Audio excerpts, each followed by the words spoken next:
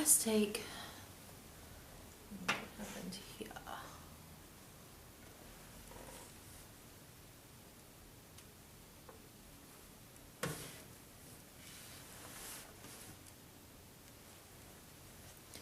Hey seniors, let's take some time to review the poetry analysis for your AP exam. Alright, let's talk about time. I'd like you guys to spend about 1 to 3 minutes reading, working the prompt, circling those keywords that are going blah, blah, blah, blah, blah. Okay, alright, I'm not doing this anymore, it's annoying.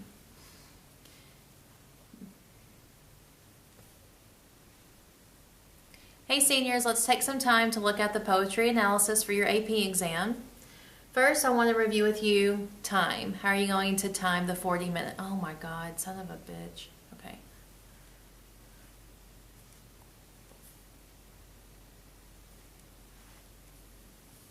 It's 4 minutes. I just need 4 minutes.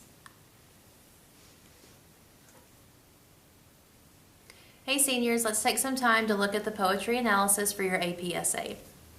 First, let's talk about time. How are you going to plan the 40 minutes that you have? 1 to 3 minutes reading, working the prompt, circling those keywords, really focusing on what the prompt is asking you. 5 minutes reading the poem, annotating, taking notes. 10 minutes preparing to write your paper. Are you going to draw in a chart? Are you going to use TPCast? Are you just going to write in some sort of outline? But you need to have some sort of plan so that you know exactly what it is that you're going to put into your paper. Spend about 20 minutes writing your essay, and then 3 minutes proofreading, looking over.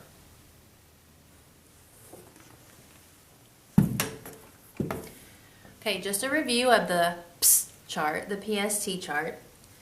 Plot, the how-to or the technique, the subject, and then the theme. What's really going on in the poem? What's the literal meaning? How does the literal meaning show you symbolically? I can't speak, apparently. Let's do it again. Last time. Seriously, I'm starving. I have a headache. Hey seniors, let's take some time to review the poetry analysis for your AP exam. I'm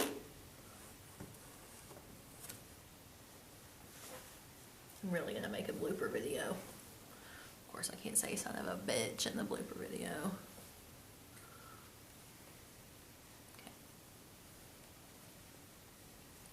Hey seniors, let's take some time to look at the poetry analysis for your AP exam. First of all, let's talk about time. How are you going to plan the 40 minutes? Spend about 1 to 3 minutes reading and working the prompt, circling those keywords, really focusing in on what the prompt's asking you to do. 5 minutes reading the poem, annotating, taking notes. 10 minutes preparing to write your essay. Are you going to draw in a chart? Are you going to use TPCast? Are you just going to develop some sort of outline and write it in your booklet? Regardless, you need to have something so that you know exactly what it is that you're going to write in your essay. 20 minutes spent writing your essay, and then about 3 minutes proofreading.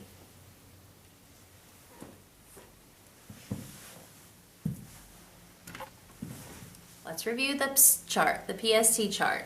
Plot, the technique, the subject, and the theme. What's really going on in the poem? What's the plot? What's the story? What's happening? The subject. What does all of this mean? What does the literal meaning symbolically mean? And how do you get to that? What techniques does the author use to connect the literal to the symbolic? And how does all of this lead you to understand the theme and the tone?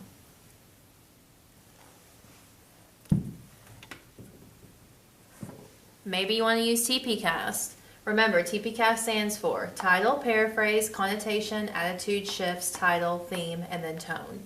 Again, if you could put the poem into your own words, what would you say? How would you paraphrase it? The connotation, again, these are the techniques that the author is using, just like in your chart, in the technique column. This is where you would talk about form, diction, imagery, point of view, allusion, symbolism, figurative language, all those poetic devices. What's the speaker's attitude, and how does that influence the message of the poem, the meaning of the poem? Shifts. Where do the shifts in the poems occur? Is it a sonnet? To review, where did the shifts occur in the Petrarchan or the Shakespearean sonnets? Do you remember? You should. Okay, how does the title seem different now? Is there a different meaning to the title now that you've analyzed everything? And then what's the theme? What's the tone? What are the abstract ideas that you have gotten after looking at the concrete elements?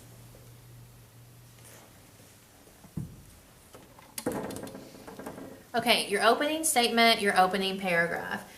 Your opening paragraph needs to set the tone of your essay. You want to make sure that you're spending time on this first paragraph so that you can maximize your score, which is a good thing.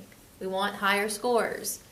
You need a solid thesis that is very clear. You are making that point directly. You are pulling those keywords from the prompt and you're making a solid thesis statement so that the reader knows exactly what it is that you're going to be covering in your essay.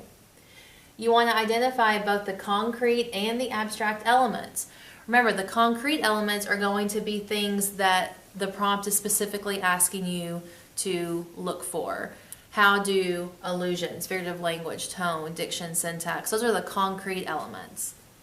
The abstract is how does the concrete lead you to the abstract? How do these concrete elements show insight or show characterization or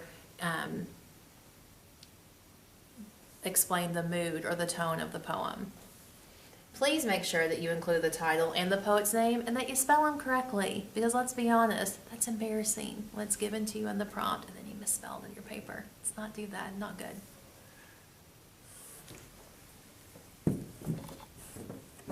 Okay, your body paragraphs. How many body paragraphs should you have? Well, the number of body paragraphs are going to be based on the number of concrete elements that you analyze.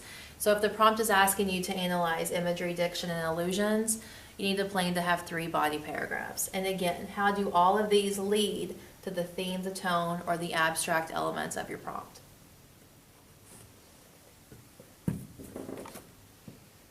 All right, so just some tips to review. Please make sure that you're using specific details from the poem. Don't paraphrase. Pull direct quotes from the poem. Use quotation marks. You want to have some sort of connective tissue. I love that phrase.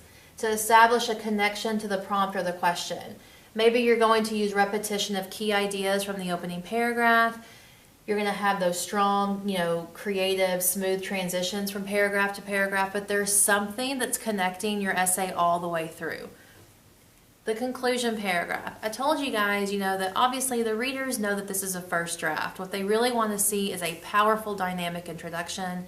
They want to see solid body paragraphs. If you have time for a conclusion, answer the so what. How does everything that you have analyzed, what's great about it? So what?